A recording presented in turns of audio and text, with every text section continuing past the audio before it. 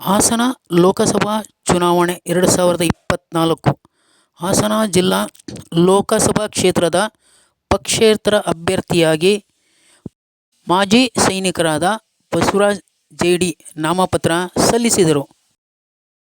ಮಾಜಿ ಸೈನಿಕರ ಸಂಘ ಹಾಗೂ ಹಾಸನ ಜಿಲ್ಲಾ ಮಾಜಿ ಸೈನಿಕರ ಸಂಘ ಒಬ್ಬ ಸೈನಿಕ 17 ರಿಂದ 30 ವರ್ಷ ಸೇವೆ ಸಲ್ಲಿಸಿ ದೇಶದ ನಾನಾ ಗಡಿಗಳಲ್ಲಿ ಸೇವೆ ಸಲ್ಲಿಸಿ ಬಂದಿರುವ ಬಸವರಾಜ್ ರವರು ಹಾಸನ ಜಿಲ್ಲಾ ಲೋಕಸಭಾ ಕ್ಷೇತ್ರಕ್ಕೆ ಅಭ್ಯರ್ಥಿಯಾಗಿ ನಾಮಪತ್ರ ಸಲ್ಲಿಸಿದ್ದಾರೆ. ಇವತ್ತು ದೇಶದಲ್ಲಿ ಏನಾದರೂ ನಡೆದರೂ ಸೈನಿಕ ಬೇಕು. ಯುದ್ಧವಾಗಲಿ, ಬರಪೀಡಿತ ಬರಲಿ, ಮಳೆ ಬರಲಿ, ಎಲ್ಲದಕ್ಕೂ ಸೈನಿಕ ಬೇಕೇ ಬೇಕು. ಆದರೂ ಸೈನಿಕ ಫ್ಲಡ್ ಆದರೂ ಸೈನಿಕ ಬೇಕು. ಯಾವುದೇ ಸಮಸ್ಯೆ ಇದ್ದರೂ ಸೈನಿಕರು ಬೇಕೇ ಬೇಕು. ರಾಜಕೀಯ ಸ್ಥಾನಮಾನಗಳಲ್ಲಿ ಸೈನಿಕರು ಬೇಡ. ಸಂವಿಧಾನಬದ್ಧವಾಗಿ ಸಾಮಾಜಿಕ, ಆರ್ಥಿಕ, ರಾಜಕೀಯದಲ್ಲಿ ಸ್ಥಾನಮಾನ ಇರಬೇಕೆಂದು ತಿಳಿಸಿದ್ದಾರೆ. ಸಮಾನತೆ ಎಂಬುದು ಸೈನಿಕರಿಗೆ ಎಲ್ಲಿದೆ? ಸಮಾನತೆ ಎಂಬುದು ಸೈನಿಕರಿಗೆ ಎಲ್ಲಿದೆ? ಸ್ವತಂತ್ರ ಬಂದಾಗಿನಿಂದ ಇಲ್ಲಿವರೆಗೂ ಯಾವುದೇ ರಾಜಕೀಯ ಪಕ್ಷಗಳು ಟಿಕೆಟ್ ನೀಡಿದ ಉದಾಹರಣೆಗಳಿಲ್ಲ. ಇಡೀ ರಾಜ್ಯಕ್ಕೆ ಗೊತ್ತಿದೆ.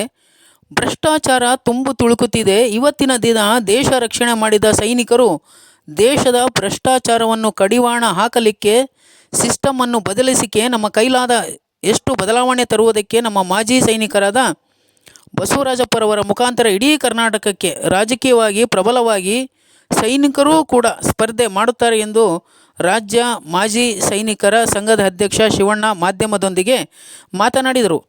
ದೇಶ ಮತ್ತು ರಾಜ್ಯದಲ್ಲಿ ಎಲ್ಲ ರಾಜಕೀಯ ಪಕ್ಷದ ಧುರೀಣರನ್ನು ನೋಡಿದ್ದಾರೆ. ಸೈನಿಕರಿಗೂ ಒಂದು ಸಾರಿ ಮತ ಚಲಾಯಿಸಿದರೆ ಹೇಗೆ ಅನ್ನುವ ಮನೋಭಾವನೆ ದೇಶದ ರಾಜ್ಯದ ಜನತೆಗೆ ಬಂದಿದೆ. ವೀರ ನಾರಿಯರ ರಾಜ್ಯ ಅಧ್ಯಕ್ಷೆ ಶ್ರೀಮತಿ ರಜನಿ ಸುಬ್ಬಯ್ಯ ಉಪಸ್ಥಿತರಿದ್ದರು. ಮಾಜಿ ಸೈನಿಕ ಸಂಘದ ಸದಸ್ಯರೆಲ್ಲರೂ ಭಾಗವಹಿಸಿದ್ದರು.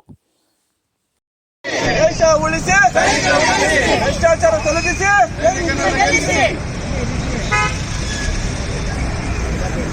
ಅವರಿಗೆ ಸೈನಿಕರಾದ ಜೆಡಿ ಬಸವರಾಜ ಅವರಿಗೆ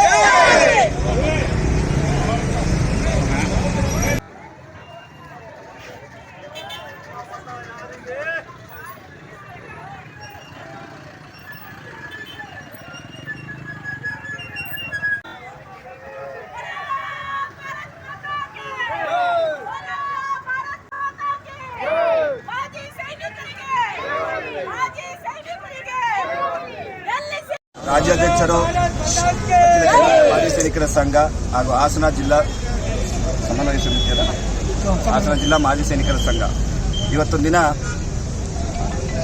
ಒಬ್ಬ ಸೈನಿಕ ಸುಮಾರು 17 ವರ್ಷ 17ರಿಂದ 32 ವರ್ಷ ಸೇವೆ ಸಲ್ಲಿಸಿ ದೇಶದ ನಾನಾ ಗಡಿಗಳಲ್ಲಿ ಸೇವೆ ಮಾಡಿ ಸಲ್ಲಿಸಿ ಬಂದಂಥ ನಮ್ಮ ಬಸವರಾಜರು ಇವತ್ತು ಹಾಸನ ಜಿಲ್ಲಾ ಲೋಕಸಭಾ ಕ್ಷೇತ್ರಕ್ಕೆ ಅಭ್ಯರ್ಥಿಯಾಗಿ ನಾಮಪತ್ರ ಸಲ್ಲಿಸಿದ್ದಾರೆ.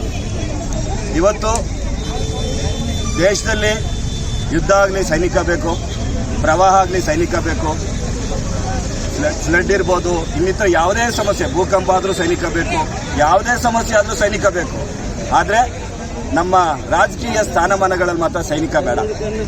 ಸಂವಿಧಾನಬದ್ಧವಾಗಿ ಸಾಮಾಜಿಕ, ಆರ್ಥಿಕ, ರಾಜಕೀಯದಲ್ಲಿ ಸ್ಥಾನಮಾನ ಇರಬೇಕು ಅಂತ ಸಂವಿಧಾನನೇ ಹೇಳುತ್ತೆ.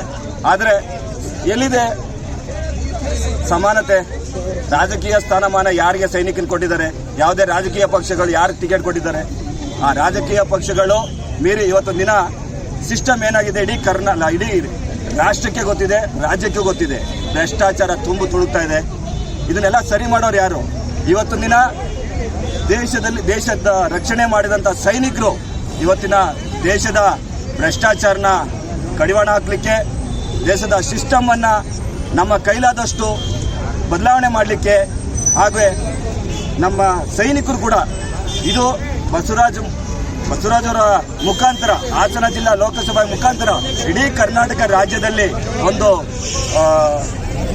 ರಾಜಕೀಯ ಬೆಳವಣಿಗೆ, ರಾಜಕೀಯವಾಗಿ ಸೈನಿಕರು ಕೂಡ ರಾಜಕೀಯವಾಗಿ ಪ್ರಬಲವಾಗಿ ಸ್ಪರ್ಧೆ ಮಾಡ್ತಾರೆ. ಈ ಒಂದು ಎಲ್ಲರೂ ಇವತ್ತಿನ ದಿನ ನೀವು ನೋಡಿದಂಗೆ ಎಲ್ಲ ನಾಗರಿಕರು, ಸಾರ್ವಜನಿಕರು ಎಲ್ಲ ಪಕ್ಷಗಳನ್ನು ನೋಡ್ಬಿಟ್ಟಿದ್ದಾರೆ. ಇವತ್ತು ದಿನ ಯಾವ ರೀತಿ ನೋಡಿದ್ದಾರೆ. ಬಟ್ ಸೈನಿಕ ಒಂದ್ಸರಿ ನಾವು ಇವತ್ತೆಲ್ಲ ಒಂದು ಪರೀಕ್ಷೆ ಅಂತ ಅಂದ್ಕೊಂಡಿದ್ದೀವಿ. ನಮ್ಮ ಕರ್ನಾಟಕದ ಮತ ಬಾಂಧವರು ಇವತ್ತಿನ ಸೈನಿಕನ ಯಾವ ರೀತಿ ನಮ್ಮನ್ನು ಗೆಲ್ಲಿಸ್ತಾರ ಅಥವಾ ನಮ್ಮನ್ನ ಇವತ್ತಿನ ಭ್ರಷ್ಟಾಚಾರದಲ್ಲಿ ಸೈನಿಕನಿಗೆ ಅವಕಾಶ ಕೊಡ್ತಾರ, ಒಂದು ನಾಗರಿಕ ಸೇವೆಗೆ ಅವಕಾಶ ಕಲ್ಪಿಸಿಕೊಡ್ತಾರ ಅನ್ನೋದು ಈ ಒಂದು ನಮ್ಮ ಪರೀಕ್ಷಾರ್ಥವಾಗಿ ಇವತ್ತಿನ ಬಸವರಾಜ್ ಅವರು ನಾವು ಅನ್ಕೊಂಡಿದ್ವಿ. ಈ ಒಂದು ಬಸವರಾಜ್ ಅವರಿಗೆ ಹಾಸನ ಜಿಲ್ಲಾ ಮತ ಬಾಂಧವರು ಸೈನಿಕನಿಗೆ ಒಂದು ಸ್ಥಾನಮಾನ ನೀಡಿ ಅವರಿಗೆ ಗೆಲ್ಲಿಸ್ತಾರೆ ಅಂತ ಒಂದು ಆಶಾಭಾವನೆ ಹೊಂದಿ ಇವತ್ತು ನಾವು ಈ ಒಂದು ನಾಮಪತ್ರವನ್ನು ಸಲ್ಲಿಸಿದ್ದೇವೆ. ಡಾಕ್ಟರ್ ಶಿವಣ್ಣ ರಾಜ್ಯಾಧ್ಯಕ್ಷರು, ಅಖಿಲ ಕರ್ನಾಟಕ ಮಾಜಿ ಸೈನಿಕರ ಸಂಘ, ನಮ್ಮ ಬಸವರಾಜ್ ಅವರು ಕೂಡ. ಬಸವರಾಜು ಜೇಡಿ ಹಾಸನ ಲೋಕಸಭಾ ಕ್ಷೇತ್ರದ ಅಭ್ಯರ್ಥಿಯಾಗಿ ಮಾಜಿ ಸೈನಿಕನಾಗಿ ನಾನು ಹಾಸನ ಲೋಕಸಭಾ ಅಭ್ಯರ್ಥಿಯಾಗಿ ಸ್ಪರ್ಧಿಸ್ತಾ ಇದ್ದೀನಿ. ಇದು ಮತಬಾಂಧವರಲ್ಲಿ ಕೇಳೋದೇನು ಅಂದರೆ ಈಗೆಲ್ಲ ನಮ್ಮ ರಾಜ್ಯಾಧ್ಯಕ್ಷರು ಹೇಳಿದ್ದಾರೆ, ದೇಶ ಉಳಿಸಬೇಕು ಅಂದರೆ ಒಬ್ಬ ಸೈನಿಕನ ಉಳಿಸಿದರೆ ದೇಶ ಉಳಿಯುತ್ತೆ. ಜಿಲ್ಲೆಯ ಅಭಿವೃದ್ಧಿಗೆ, ದೇಶದ ಅಭಿವೃದ್ಧಿಗೆ ಒಬ್ಬ ಸೈನಿಕ ಬೇಕು ಅನ್ನೋದು ಮತಬಾಂಧವರಲ್ಲಿ ಮೂಡಿ ಬಂದರೆ ಖಂಡಿತ ಈ ಸರಿ ಸುಭದ್ರವಾದ ಸರ್ಕಾರ ಆಗ್ತದೆ. ಆ ದೇಶದ ಹಿತದೃಷ್ಟಿಯಿಂದ, ಜಿಲ್ಲೆಯ ಹಿತದೃಷ್ಟಿಯಿಂದ ಸೈನಿಕನ ಮೇಲೆ ಜನಗಳಲ್ಲಿ ಕಾಳಜಿ ಇದ್ದರೆ ಸೈನಿಕನ ಯಾತಕ್ಕೆ ಬಳಸ್ಕೋತಾರೆ ಅನ್ನೋದನ್ನೆಲ್ಲ ಹೇಳಿದ್ದಾರೆ. ಬಟ್ ಇದಕ್ಕೂ ಬಳಸ್ಕೊಳ್ಳಿ ತಮ್ಮ ಸೇವೆ ಮಾಡಲಿಕ್ಕೆ ಅಂತ ನಾನು ಕೇಳ್ಕೊಳ್ಳೋಕೆ ಇಷ್ಟಪಡ್ತೀನಿ. ಸೈನಿಕ ಸುಮ್ಮನೆ ಎಲ್ಲೋ ಅಂತ ದುಡಿದ್ಬಿಟ್ಟು ಬಂದು ಅವನು ಎಲ್ಲೋ ನಿಮ್ಮನ್ನ ಅಲ್ಲಿ ಕಾಯ್ತಾವನೆ ಅಂದರೆ ಇಲ್ಲೂ ಕಾಯಕ್ಕೆ ಅವನು ರೆಡಿ ಇರ್ತಾನೆ. ಅವನಿಗೆ ತಾವು ಎಲ್ಲರೂ ತಮ್ಮ ಅಮೂಲ್ಯವಾದ ಮತವನ್ನು ಕೊಟ್ಟು ತಮ್ಮ ಜಿಲ್ಲೆಯ ಸೇವಕನನ್ನಾಗಿ ಮಾಡ್ಕೋಬೇಕು ಅಂತ ನಾನು ಇಷ್ಟಪಡ್ತೀನಿ. ಪಕ್ಷಗಳನ್ನು ತೋರಿರ್ದಿ, ಎಲ್ಲ ಪಕ್ಷಗಳನ್ನು ನೋಡಿದಿರಿ, ಒಬ್ಬ ಸೈನಿಕನನ್ನು ನೋಡಿ. ನೀವು ಒಬ್ಬ ದೇಶ ಕಾಯುವಂಥ ಸೈನಿಕನಿಗೆ ನೀವೇನಾದ್ರು ಬೆಲೆ ಕೊಡಲಿಲ್ಲ ಅಂದರೆ ಅದು ಜನ ಮನ್ನಣೆ ಇಲ್ಲ ಅಂತಾನೆ ಲೆಕ್ಕ ತಿಳ್ಕೊಂಬಿಡಿ. ಸೈನಿಕ ಸಿರಪ್ ಎಲ್ಲೋ ಹೋಗಿ ಸ್ಪ್ಲಡ್ಡಲ್ಲಿ ಜನ ಹೇಳ್ಕೊಂಬರಕ್ಕೆ ಇದಾಗುತ್ತೆ, ಜನ ಕಾಯಕ್ಕೆ ಬರ್ಪಲ್ಲಿ ಅಲ್ಲಿ ಇಲ್ಲಿ ಸಾಯ್ತಾ ಇರ್ತಾನೆ. ಆಗ ಅವನೇನಾದ್ರು ಒಬ್ಬ ಸೈನಿಕ ಸತ್ತು ಬಂದ ಅಂದರೆ ಅವನ ಜೊತೆ ಲಕ್ಷಾಂತರ ಜನ, ಕೋಟ್ಯಾಂತರ ಜನ ಅವನು ಹಿಂದೆ ಬರ್ತೀರಿ. ಈಗ ನಿಮ್ಮ ಮುಂದೆ ಜೀವಂತವಾಗಿ ಬಂದು ನಿಮ್ಮ ಸೇವೆ ಸಲ್ಲಿಸಕ್ಕೆ ಅಂತ ಬಂದು ನಿಂತಿದ್ದಾನೆ ಅಂದಾಗ ಅವನಿಗೆ ನೀವು ತೋರಿಸಬೇಕಾದ ಅಭಿಮಾನ ಈಗಿದೆ. ಈಗ ತಮ್ಮಲ್ಲಿ ಹಿತಾಸಕ್ತಿ ಇದ್ದರೆ ಸೈನಿಕನ್ನ ಗೆಲ್ಲಿಸಬೇಕು, ಜಿಲ್ಲೆಯನ್ನ ಉಳಿಸಬೇಕು, ದೇಶವನ್ನ ಉಳಿಸಬೇಕು ಅನ್ನೋದಿದ್ರೆ ಸೈನಿಕನಿಗೆ ಮತ. ನಾನು ವೀರನಾರಿ ಸಂಘಟನೆಯ ಸ್ಟೇಟ್ ಪ್ರೆಸಿಡೆಂಟ್ ಆಗಿ ಇದ್ದೀನಿ. ನನ್ನ ಹೆಸರು ರಜನಿ ಸುಬ್ಬಯ್ಯ. ಈ ದಿನ ನಡೀತಿರುವಂಥ ಭ್ರಷ್ಟಾಚಾರ ಆಗಿರ್ಬೋದು, ನಮಗೆ ನಡೀತಿರುವಂಥ ಆರ್ಮಿಯವರಿಗೆ ಏನು ಒಳ್ಳೆಯ ಕಾರ್ಯ ಯಾವುದೂ ಸಿಗ್ತಾ ಇಲ್ಲ. ಜಮೀನಾಗಿರ್ಬೋದು, ಏನೇ ಆಗಲಿ ಭ್ರಷ್ಟಾಚಾರನೇ ಜಾಸ್ತಿ ಆಗಿದೆ. ನಾವು ಯಾರ ಜೊತೆ ಆದರೂ ಹೇಳ್ಕೊಳ್ಬೇಕು ಅಂದ್ರೆ ನಮ್ಮನ್ನು ಒಳಗಡೆ ಸೇರಿಸಲ್ಲ. ನಮ್ಮ ಯಜಮಾನರು ಆರ್ಮಿಯಲ್ಲಿ ಇರುವಾಗ ಬೇಕಾದಷ್ಟು ಕೆಲಸ ಕಾರ್ಯಗಳು ನಾವೇ ಮಾಡಿಕೊಂಡು ಇಲ್ಲಿ ಕಷ್ಟಪಡ್ತೀವಿ. ಆದರೆ ಇಲ್ಲಿ ನಡೆಯುವಂಥದ್ದು ಎಲ್ಲ ಭ್ರಷ್ಟಾಚಾರನೇ. ನಮಗೇನು ಉಪಯೋಗ ಆಗ್ತಾ ಇಲ್ಲ. ಜಾತಿ ಧರ್ಮ ಆಗಿರ್ಬೋದು, ಏನೇ ಆಗಿರ್ಬೋದು, ನಮಗೆ ಅನುಕೂಲತೆಗಳು ಯಾವುದೂ ಸಿಗ್ತಾ ಇಲ್ಲ. ಇವತ್ತಿನ ದಿನ ನಮ್ಮ ಮಾಜಿ ಸೈನಿಕರಾದ ಬಸವರಾಜಪ್ಪರು ನಿಂತಿದ್ದಾರೆ. ಅವರಿಗೆ ಒಳ್ಳೇದಾಗಬೇಕು. ಇವರಿಂದ ಇನ್ನು ಉತ್ತಮ ಮಟ್ಟದಲ್ಲಿ ಮಾಜಿ ಸೈನಿಕರಿಗೆ ರಾಜಕೀಯದ ಕಲೆ ಸಿಗಬೇಕು ಅಂತ ಆಸೆ ಪಡ್ತೀನಿ. ಈ ಹಾಸನ ಜಿಲ್ಲೆಯಲ್ಲಿ ನಿಂತಿದ್ದ ಬಸವರಾಜರು ಎಲ್ಲರಿಗೂ ಒಳ್ಳೆಯ ಕಾರ್ಯಗಳಲ್ಲಿ, ಕೆಲಸಗಳಲ್ಲಿ ಒಳ್ಳೆಯದಾಗುತ್ತೆ. ಇದನ್ನು ಎಲ್ಲರೂ ಅನುಸರಿಸಬೇಕು. ಎಂದರೆ ನಾವು ಮಾಜಿ ಸೈನಿಕರು ಧೈರ್ಯ ಇದೆ. ನಾವು ರಾಜಕೀಯದಲ್ಲಿ ಬಂದರೆ ಎಲ್ಲ ಭ್ರಷ್ಟಾಚಾರವನ್ನು ನಿಲ್ಲಿಸ್ತೀವಿ. ನಮ್ಮ ವೀರನಾರರು ಎಷ್ಟು ಜನ ಇದ್ದಾರೆ ನೀವೇ ನೋಡ್ಬೋದು. ನಮ್ಮ ಕಷ್ಟ ಸುಖ ಯಾವುದನ್ನು ತಿಳ್ಕೊಳ್ಳೋಕ್ಕೆ ಯಾರೂ ಬರಲ್ಲ. ಓಟ್ ಹಾಕಕ್ಕೆ ಎಲ್ಲರೂ ಬರ್ತಾರೆ.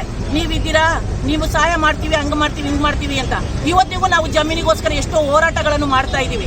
ಯಾವ ಕಾರ್ಯನಿರೂಪಣೆಗೆ ಬರಲ್ಲ. ಇವತ್ತಿಂದ ಈ ಕ್ಯಾಂಡಿಡೇಟ್ ಆಗಿ ಬಸವರಾಜ್ ಸರ್ ನಿಂತಿದ್ದಾರೆ. ಇವತ್ತಿಂದ ನಮಗೆ ಮಾಜಿ ಸೈನಿಕರಿಗೆ ಒಳ್ಳೇದಾಗಬೇಕು. ಎಲ್ಲ ಮಾತೆಯರಿಗೂ ಒಂದು ವಿನಂತಿ, ನಮ್ಮ ಮಾಜಿ ಸೈನಿಕರನ್ನ ಗೆಲ್ಲಿಸಿ, ಭ್ರಷ್ಟಾಚಾರವನ್ನು ನಿಲ್ಲಿಸಿ. ಇದು ಹೇಳಕ್ಕೆ ನಾನು ಇಷ್ಟಪಡ್ತೀನಿ. ರಜನಿ ಸುಬ್ಬಯ್ಯ.